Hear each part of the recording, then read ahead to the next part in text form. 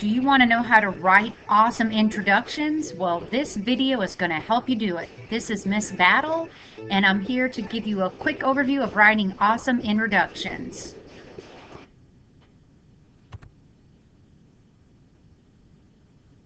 All right, your learning targets from this video are that you can identify the parts of an effective introductory paragraph and that you can write effective introductory paragraphs, both very important in your research paper. So why do you care? Do you like to read boring stuff? Do you like wasting your time writing boring stuff? The answer to that should be no. So I'm going to help you become an introduction ninja. So there's three basic parts to an introduction. You've got the hook that's going to grab your reader's attention.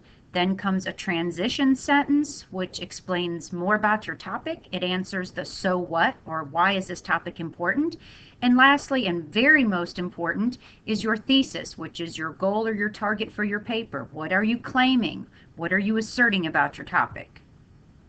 All right, we're going to look at 4 types of hooks today. One is the anecdote. So anecdotes are basically stories. These stories can hook your reader right into the action. Not all papers are going to lend themselves to that. So here's an example from my topic with the juvenile justice system. Take a moment and read that.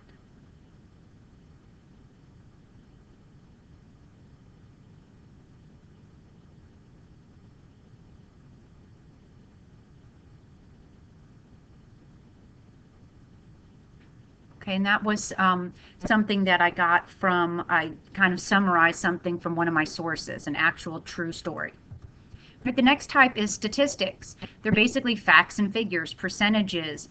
This type of hook is very effective in a research paper, especially an argumentative paper, because it helps your reader to see that this is a shocking or widespread problem.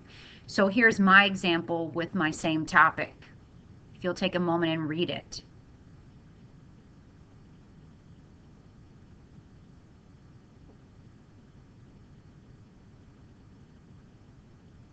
It is quite shocking that a 10-year-old could be tried in adult court in Vermont and Kansas.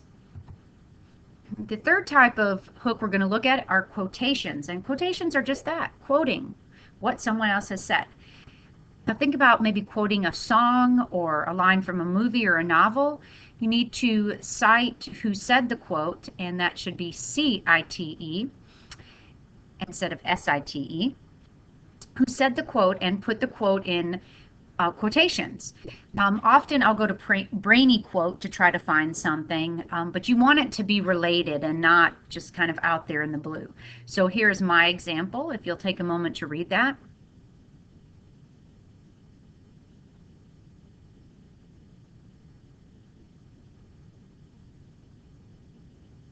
Okay, so I quoted a little bit from the Pledge of Allegiance.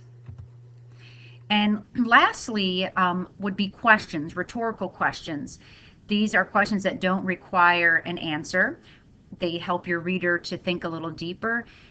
They're often frowned upon in the literary community. They are the easiest type of hook, and often I start there if I can't think of anything else. So I came up with 3 examples, and I think they got better as I went. So a good thing to do is, if you're struggling, is just brainstorm and make a list of just like questions that come to mind, and then pick maybe the best one. So take a moment and read those 3 examples.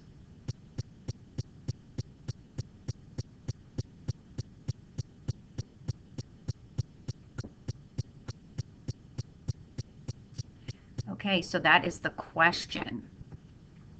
So just some final reminders before I share my actual introductory paragraph with you. Things to do and not to do. You want to hook the reader right away.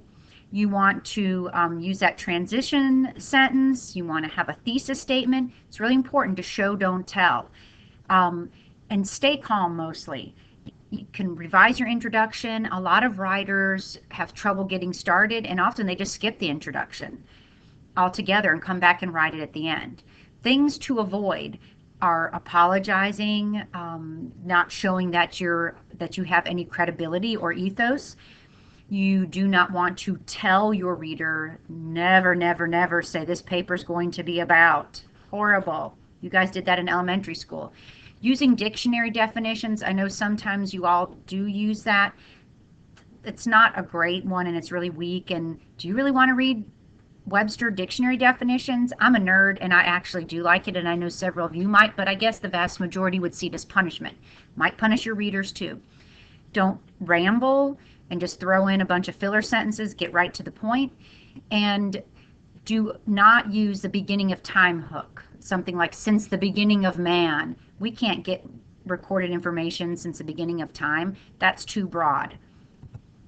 So here's my example. If you will take a minute, you'll notice the 3 parts.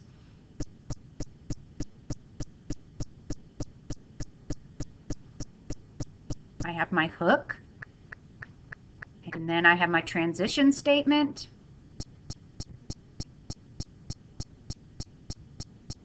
And you notice I have an internal citation here. This information, Gina score, came from this document. And then this right here, I end with my thesis statement.